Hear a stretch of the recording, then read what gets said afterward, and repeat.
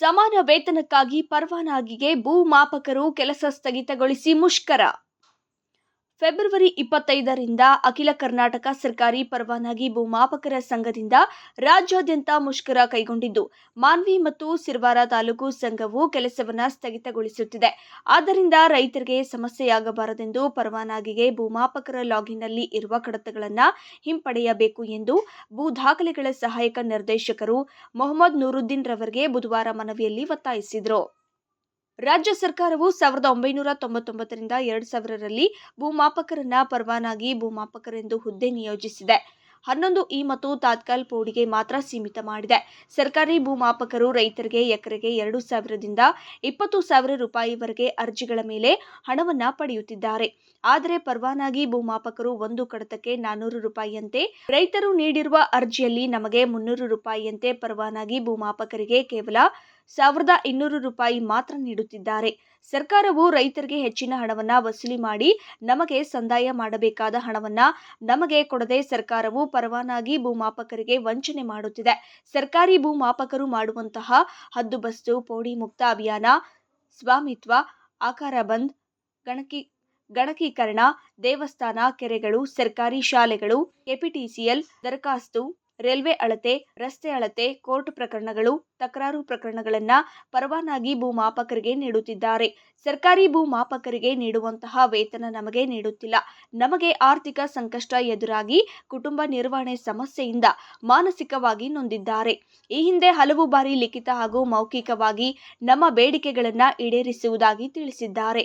ಆದರೂ ಈಡೇರಿಸಿಲ್ಲ. ಸರ್ಕಾರಿ ಭೂಮಾಪಕರಂತೆ ಸಮಾನ ವೇತನ ಅಥವಾ ಸರ್ಕಾರಿ ಭೂಮಾಪಕರಾಗಿ ನೇಮಿಸಿಕೊಳ್ಳುವವರೆಗೂ ಕೆಲಸವನ್ನ ಸ್ಥಗಿತಗೊಳಿಸಿ ರಾಜ್ಯಾಧ್ಯಕ್ಷರ ಆದೇಶದವರೆಗೆ ಮುಷ್ಕರ ಮಾಡುವುದಾಗಿ ಒತ್ತಾಯಿಸಿದರು. ನಾವು ತಮ್ಮಲ್ಲಿ ವಿನಂತಿಸುವುದೇನೆಂದರೆ, ಕರ್ನಾಟಕ ಸರ್ಕಾರವು 1999ರಲ್ಲಿ ಭೂಮಾಪಕರೆಂದು ಹುದ್ದೆ ನಿಯೋಜಿಸಿದೆ.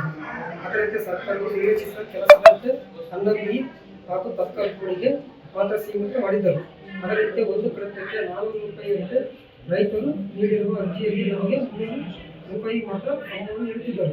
ಆದರೆ ಸದರಿ ದಿನಗಳಲ್ಲಿ ರೈತರಿಂದ ಎಕರೆಗೆ ಅನುಗುಣವಾಗಿ 2,000ರಿಂದ 20,000 ರೂಪಾಯಿಗಳವರೆಗೆ ಅರ್ಜಿಗಳ ಹಣವನ್ನು ಪಡೆಯುತ್ತಿದ್ದರು. ಆದರೆ ಪರವಾನಗಿ ಭೂಮಾಪಕರಿಗೆ ಕೇವಲ 1,200 ರೂಪಾಯಿ ಮಾತ್ರ ನೀಡುತ್ತಿದ್ದಾರೆ.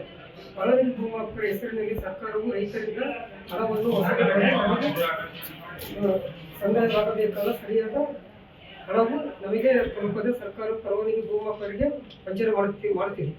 ಹಾಗೆ ಹಲವು ಬಾರಿ ಕಾಲಕ್ಕೆ ತಕ್ಕಂತೆ ಕಾನೂನು ತಿದ್ದುಪಡಿ ಮಾಡಿ ಹದ್ದುಬಸ್ತು, ಪೋಡಿ ಮುಕ್ತ ಅಭಿಯಾನ, ಸ್ವಾಮಿತ್ವ, ಆಕಾರ ಬಂದು, ಗಣಕೀಕರಣ, ದೇವಸ್ಥಾನ, ಕೆರೆಗಳು, ಸರ್ಕಾರಿ ಶಾಲೆಗಳು, ಕೆಪಿಟಿಸಿಎಲ್ ದರಖಾಸ್ತು, ರೈಲ್ವೆ ಅಳತೆ, ರಸ್ತೆ ಅಳತೆ, ಕೋರ್ಟ್ ಪ್ರಕರಣಗಳು, ತಕರಾರು ಪ್ರಕರಣಗಳು ಹಾಗೆ ಹಲವಾರು ಸರ್ಕಾರಿ ಭೂಮಾಪಕರು ಮಾಡುವಂತಹ ಕಾರ್ಯಗಳನ್ನು ನೀಡುತ್ತಿದ್ದಾರೆ.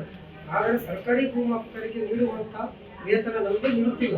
ಇದರಿಂದ ನಮಗೆ ಆರ್ಥಿಕ ಸಮಸ್ಯೆ ಉಂಟಾಗಿರುತ್ತದೆ ಹಾಗೂ ಕೆಲಸದ ಹೊರೆ ಹೆಚ್ಚಾಗಿರುತ್ತದೆ.